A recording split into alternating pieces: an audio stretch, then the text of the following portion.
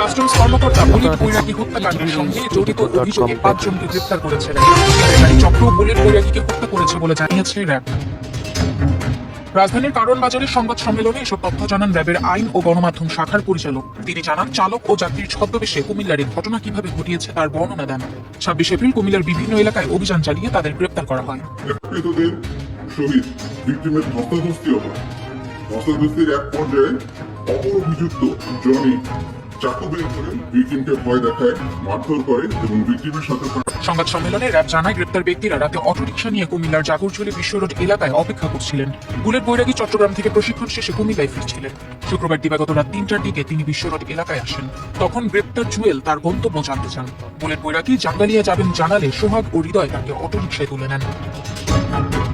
পথে ধারালো অস্ত্র দিয়ে সোহাগ, জনি ও হৃদয় বুলেট বৈরাগীকে আঘাত করেন।